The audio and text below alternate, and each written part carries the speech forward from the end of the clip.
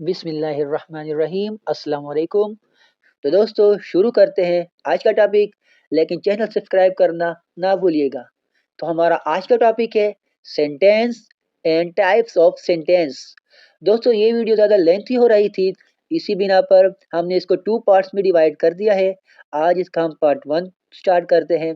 Let's begin. सबसे पहले हम ये देखते हैं कि सेंटेंस होता क्या है। Sentence is a group of words which gives us complete meaning or sense. Sentence अल्फाज का एक ऐसा मजमूआ होता है जो हमें मुकम्मल मतलब या सेंस दे, जिसको हम अच्छे से समझ सकें। For example, he is a boy, वो एक लड़का है। अब देखें, इस जुमले में, इस सेंटेंस में हमें पूरी बात समझ आ गई, तो ये हमारा सेंटेंस हो गया। अगर हम इसमें से ही को हटा दें या बॉय को हटा दें तो ये हमें इनकम्प्लीट मीनिंग देगा, इससे हमें मुकम्मल मीनिंग नहीं मिलेगा। इसी तरह दूसरी एग्जांपल देखते हैं। शी राइट्स अ स्टोरी, वो एक कहानी लिखती है। Number 3, Ahmed is a teacher, Ahmed एक टीचर है। Number 4, they will play cricket, वो क्रिकेट खेलेंगे। तो ये चारों की चारों एग्जांपल्स हमारी सेंटेंस की है। मगर एक बात आपने याद रखनी है, वो ये है, sometimes a single word is also a sentence because it gives us complete sense. बाज़ औक़ात हमारा एक सिंगल वर्ड जो होता है वो भी सेंटेंस कहलाता है। क्यों? क्योंकि ये हमें एक मुकम्मल सेंस दे रहा होता है। और हमने ऊपर डिफिनेशन में भी पढ़ लिया कि जो हमें कंप्लीट मीनिंग या सेंस दे, सेंटेंस कहलाता है। For example, silent, go, stop. तो इस तरह के वर्ड्स, सिंगल वर्ड जिससे हमें सेंस मिल जाता है, इसको भी हम सेंटेंस कहते हैं। फॉर एग्जांपल, कोई तेजी से आ रहा है तो हमने उसको सिंगल वर्ड में कह दिया स्टॉप, तो वो समझ जाएगा कि ये मुझे स्टॉप, रुकने का कहा जा रहा है। तो इधर सेंस वो समझ जाता है, तो ये हमारा एक सेंटेंस हुआ, सिंगल वर्ड भी। इसके बाद है टाइप्स ऑफ सेंटेंस। सेंटेंस की देखा जाए तो बेसिकली इसकी टू कैटेगरीज है। एक स्ट्रक्चरली, स्ट्रक्चर यानी बनावट के लिहाज से कि जुमला जो होता है, सेंटेंस जो होता है किस तरह बनता है। और दूसरी जो है फंक्शनली, फंक्शन के लिहाज से कि एक सेंटेंस जो है किस तरह काम करता है, हम उससे किस तरह काम लेते हैं। तो इस वीडियो में हम स्ट्रक्चर बेस पर जो है, स्ट्रक्चरल फॉर्म जो है वो पढ़ेंगे, जिसमें simple sentence, compound sentence, complex sentence आता है। तो with respect to structure, it has three types. Number first है हमारा सिंपल सेंटेंस। सिंपल सेंटेंस में क्या होता है? इंडिपेंडेंट क्लॉज होता है। A simple sentence is one which has only one subject and one predicate.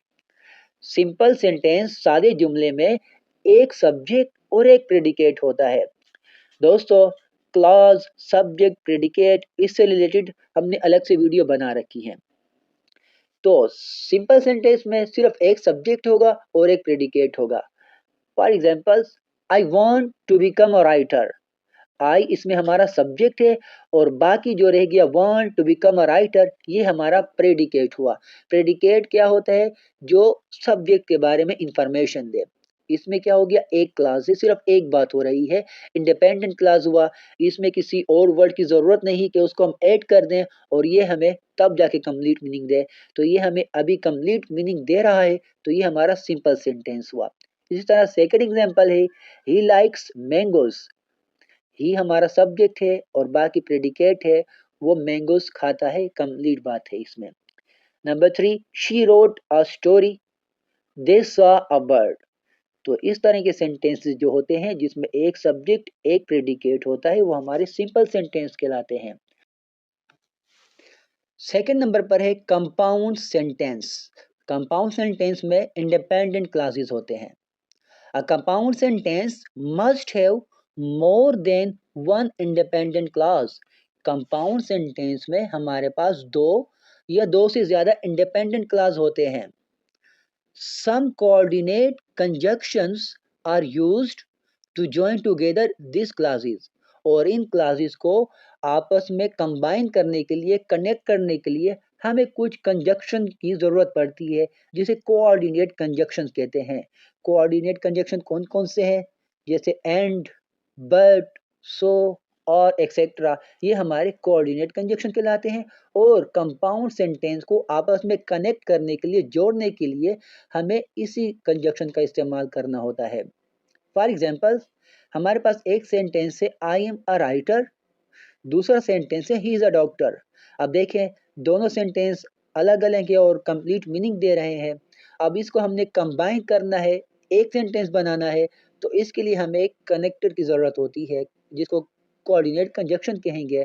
तो इसको हम कनेक्ट किस तरह कर रहे हैं, I am a writer and he is a doctor. मैं एक राइटर हूँ और वो एक डॉक्टर है। टू इंडिपेंडेंट क्लासेस, ये हमारे दो इंडिपेंडेंट क्लास हो गए हैं, दोनों सेपरेट हैं और दोनों सेपरेट मीनिंग दे रहे हैं। इस तरह सेकंड एग्जांपल है, her name is Mahak and she came from Lahore.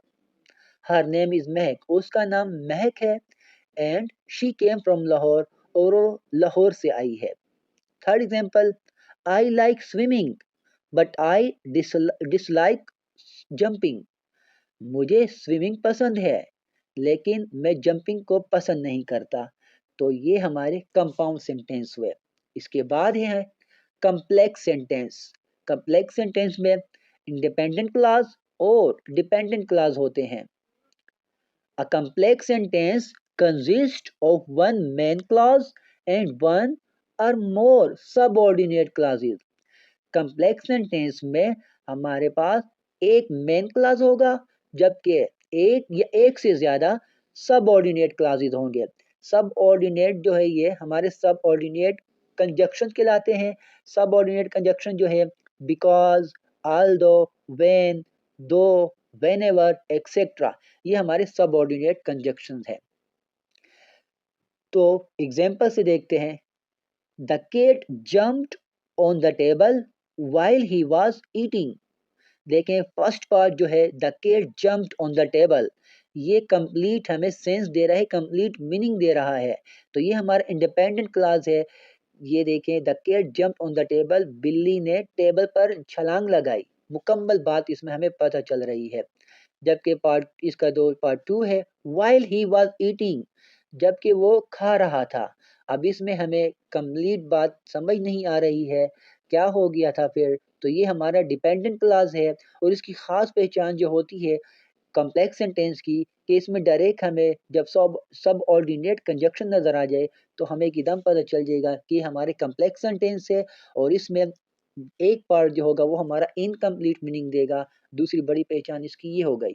तो जब हमने इनको आपस में कंबाइन कर दिया, उसके बाद ये हमें कंप्लीट सेंस दे रहे हैं, कंप्लीट मीनिंग दे रहे हैं। तो जुमला देखते हैं किस तरह हुआ। इसके बाद, the cat jumped on the table while he was eating। बिल्ली ने छलांग लगाई टेबल पर जब वो खा रहा था। इसके बाद है second example, whenever it rains I like to wear my blue coat। whenever it rains, जब कभी बारिश होती है। अब इसमें हमें कंप्लीट बात पता नहीं चल रही और स्टार्ट का वर्ड जो आ गया है वो हमारा सबऑर्डिनेट है। तो ये हमारे क्या हुए, डिपेंडेंट क्लॉज हुआ। इसके बाद जो इसका बाकी हिस्सा है, I like to wear my blue coat, मैं नीला कोट पहनना पसंद करता हूँ। तो ये मुकम्मल बात हो रही है इसमें, ये हमारा इंडिपेंडेंट क्लास है। इसको हमने कंबाइन जब कर लिया तो इससे बन गया कम्प्लेक्स सेंटेंस और इसमें हमें फुल मीनिंग मिल जाते हैं। दोस्तों, एक बात आपने माइंड में रखनी है, इस कामिक से रिलेटेड काम आपने कहाँ लगाना है।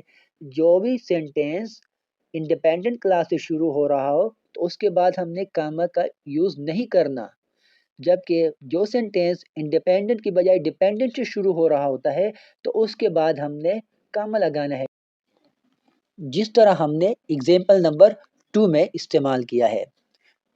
तो दोस्तों, ये थी आज की वीडियो। Thanks for watching.